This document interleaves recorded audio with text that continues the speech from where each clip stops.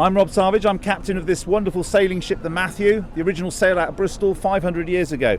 But we're not looking back, we're looking forwards. George Ferguson for mayor.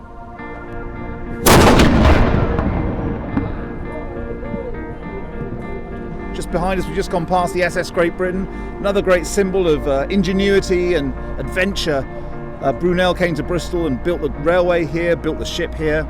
And Bristol's got this fantastic spirit of adventure, excitement, exploration, forward-looking people, visionaries have been coming to Bristol for many, many years. I've known George for a long time. I've actually known some of the other candidates for a long time, and they're nice people.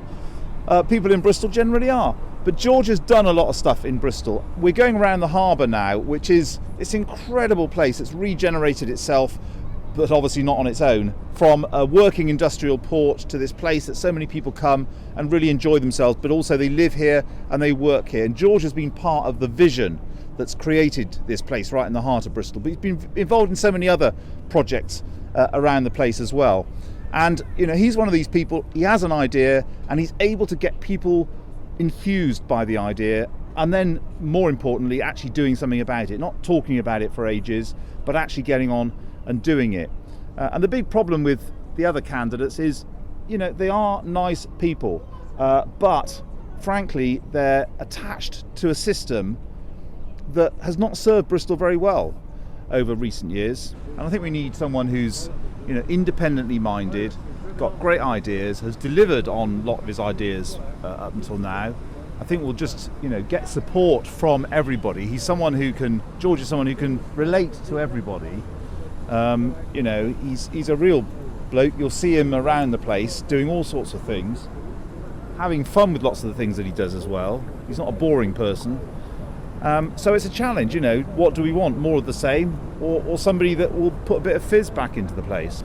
George is totally driven and committed to making Bristol a better place. Not for him, not for his mates, for everybody, because, you know, he wants to see, I've never seen him happier than when he's been out and about in the harbour on a busy day with everybody, really, really taking it in and enjoying what's going on around here. So he's the man, definitely. I think generally, you know, a fairer city for people, and there are lots in Bristol, let's face it. You know, it looks lovely, but there are a lot of people struggling in Bristol. And I think any opportunity that there is to make the place fairer, to give more people who are sort of at the bottom of the ladder a bit more of an opportunity, I think that's the sort of thing that George really does care passionately about. He won't back projects that are, you know, special or for elite groups. It's very much about things that everybody can relate to, and that's important. I mean, that's the essence of what makes a place pleasant to live in. We're just coming up the harbour here now and past these 4 cranes, which are very emblematic of Bristol, as are many of the bits of Harbourside sort of ironmongery, if you like. George was involved very much with saving these cranes. They were going to be scrapped, and we would have ended up with a harbour that had a phenomenal history, but hardly anything left in it that showed us that. Now, a modern city isn't all about the past, but we've got to embrace the past. We've got to understand our past in order to enjoy the future, in order to build a fantastic future.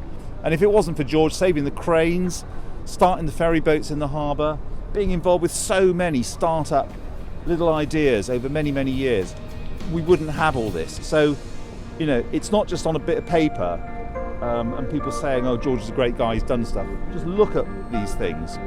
Come down to the harbour and imagine what it would be like without the cranes, without the steam train, without the ferry boats. Very, very boring place. But we've got this and we've got to build on it. And the mayor, and George being the mayor, is the person to do it.